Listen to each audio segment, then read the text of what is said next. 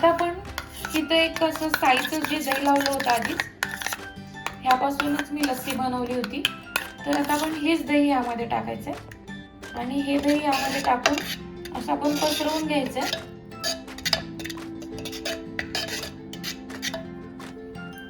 आणि त्याच्यात जे साई आलेलं जे आपण दूध उकळून घेतलंय ते आपण टाकायचंय यामध्ये.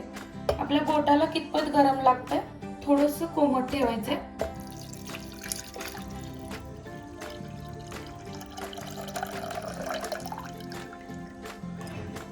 आता आपण थोडंसं अजून यात दही टाकलं तरी चालेल.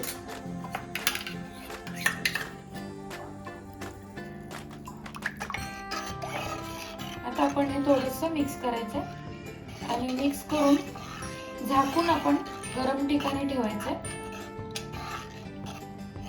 खूप छान असं घट्ट दही लागतं मातीच्या भांड्यामध्ये, तर तुम्ही पण असं नक्की एकदा ट्राय करा. आता हे आपल्याला 7-8 तास जरी ठेवलं तरी चालेल किंवा 9 तास ठेवायचं.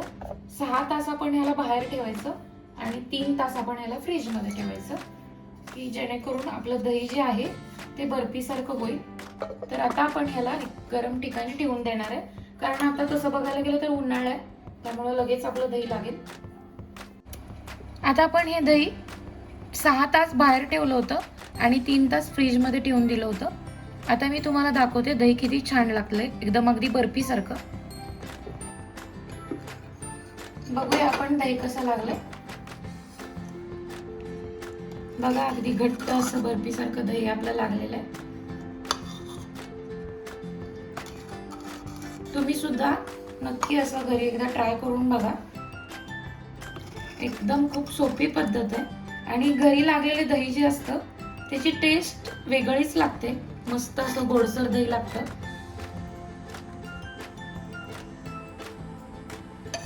बघा बर्फी सारखं दही लागलंय आपलं.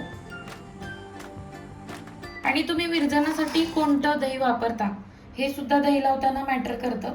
त्यामुळं तुम्ही दही आंबट घेताय कसं घेताय त्यावर पण अवलंबून असतं दही लावताना. तर मस्त असं आपलं दही लागलेलं आहे छान असं. तुम्ही पण नक्की एकदा ट्राय करू शकता. व्हिडिओ आवडला असेल तर लाईक, शेअर आणि सबस्क्राईब करा. बेल आयकॉन दाबायला विसरू नका.